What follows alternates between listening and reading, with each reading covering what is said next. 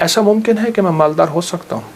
ہاں ہو سکتا ہے۔ کہ مجھے گھر مل سکتا ہے؟ فرمایا ہاں مل سکتا ہے، سارا دن استغفر اللہ پڑھا کر، بہت پڑھا کر۔ اور میں اللہ نے قرآن میں فرمایا ہے کہ جب تم استغفار کو لازم پکڑو گے، پھر میں بارشیں برساؤں گا، پھر میں پھل دوں گا، پھر میں بیٹے دوں گا۔ جب بندہ استغفار کہتا ہے، استغفار کرتا ہے، ایسی راہیں کھل جاتی ہیں، ایسے راستے کھل جاتے ہیں، ایسی منزلیں آسان ہو جاتی ہیں۔ میری حضور کے ایک ایک فرمان میں سچ ہے، حقیقت ہے، حقیقت ہے۔ اگر زندگی کے سبق میں آگے بڑھنا ہے، کامیابیاں آگے اور سبقت لے جانا ہے، تو ان فرامین پہ عمل کریں۔ یہ جو چھوٹی چیزیں میں نے آپ کی خدمت میں عرض کی ہیں، ان پہ عمل کریں۔ آئیں پھر ایک اور چیز بھی تحفہ دیتا ہوں، حضرت امام حسن کا، یہ وہ گھرانہ ہے اہل البیت کا، جن کی برکتوں سے معاشرے کو، زمانے کو دنیا بھی ملی، دین بھی ملا، عشق بھی ملا، حرمت بھی ملی، عزت بھی ملی، وقار بھی ملا، مانگنا بھی ملا، رونا بھی ملا، اشک بھی ملے، آنسو بھی ملے، اور اللہ کے خزانوں سے لینے کا مزاج بن گیا۔ اللہ سے لینے کا مزاج انہوں نے بنایا۔ امام حسن بیٹھے تھے جو حضرت امام حسین کے بڑے بھائی تھے رضی اللہ تعالیٰ عنہ، سلام اللہ رضوان اللہ تعالیٰ علیہ اجمعین۔ تو آپ کی خدمت میں ایک شخص آیا، کہا کہ فصل جو ہے وہ میری بہت زیادہ، اس کی کھجور کی بارش ہی نہیں ہے، اور میں نے کچھ جو بیے ہوئے ہیں، کچھ فلاں چیز ہے، بارش ہی نہیں ہے، بارش کی دعا فرما دے۔ پھر میں دعا کرتا ہوں تو ایسا کر، سارا دن استغفر اللہ پڑھا کر، استغفر اللہ استغفر اللہ استغفر اللہ استغفر اللہ۔ وہ چلا گیا۔ ایک اور آیا، یرسل السماء علیکم مدرار، بارش۔ ایک اور آیا، کہا کچھ بھی نہیں ہے۔ ایسا ممکن ہے کہ میں مالدار ہو سکتا ہوں؟ ہاں ہو سکتا ہے۔ تو فرمایا سارا دن استغفار کیا کر، استغفر اللہ استغفر اللہ پڑھا۔ ایک اور آیا، کہا گھر نہیں ہے، جھونپڑا بھی نہیں ہے، کہ مجھے گھر مل سکتا ہے؟ فرمایا ہاں مل سکتا ہے۔ فرمایا کیا؟ میں استغفار کیا کر، سارا دن استغفر اللہ پڑھا کر، بہت پڑھا کر۔ ایک اور آیا، اس نے کہا میں چاہتا ہوں میرے باغ ہوں اور میں باغات کا مالک ہوں، مجھ جیسا فقیر تنگ دست ایسا ہو سکتا ہے؟ میں ہو سکتا ہے۔ میں کیا؟ میں استغفار کیا کر۔ جو سائل آ رہا تھا اسے استغفار بتا رہے تھے۔ جب سارے سائل چلے گئے تو غلام نے پوچھا، آقا آج آپ نے ہر بندے کو استغفار ہی بتایا ہے، کیا وجہ ہے؟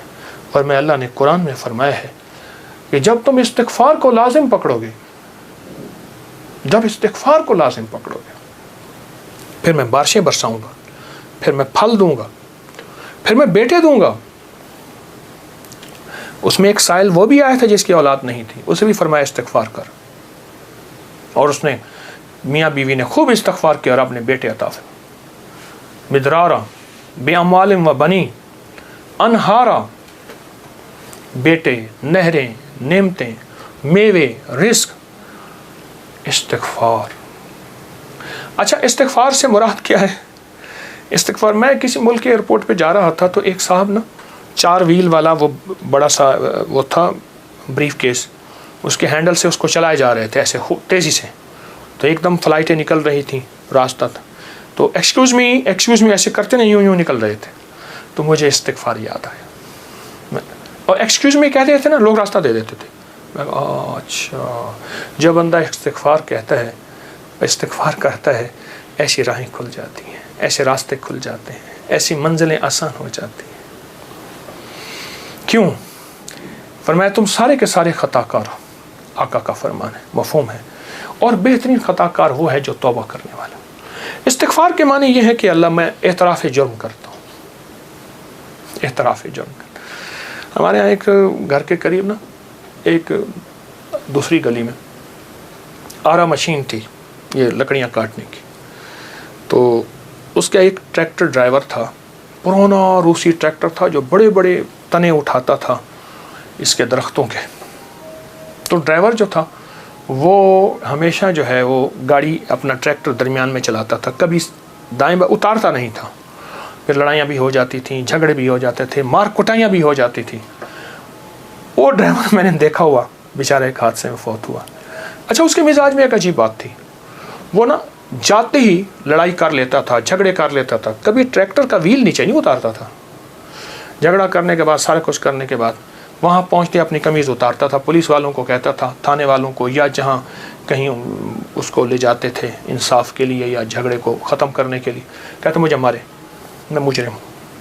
وہ کہتے بات کیا ہے؟ کہہ رہے مارے, میں مجرم ہوں. اب وہ کیسے مارے؟ بات تو سنیں. اچھا وہ بات تھی ایسی کہ اس کو مار پڑنی تھی. جب وہ کہتا تھا مجھے مارے تو مار پڑتی ہی نہیں تھی. کیوں؟ اس نے آتے اعتراف جرم کیا. جو استغفار کرتا ہے وہ سارا دن جرم کا اعتراف کرتا ہے. مولا میری تنہائیاں بھی داغدار ہیں, میری آنکھیں, میرا دل, میرے جذبے, مولا میرے دن رات سارے داغدار ہیں. مجھے اپنی پستی پہ شرم ہے, مجھے اپنی پستی پہ شرم ہے. تیری وسعتوں کا خیال ہے, پر اپنے دل کو میں کیا کروں, اسے پھر بھی شوق وصال ہے. یاد میں تیری سب کو بھلا دوں, کوئی نہ مجھ کو یاد رہے. کچھ تجھ پہ سب گھر بار لٹا دوں, خانہ دل آباد رہے. نظر سے اپنی سب کو گرا دوں, فقط تجھ سے فریاد رہے. یار رہے یا رب تو میرا, اور میں تیرا یار رہوں. ہر وقت ذکر و فکر میں تیرے مست رہوں, سرشار رہوں.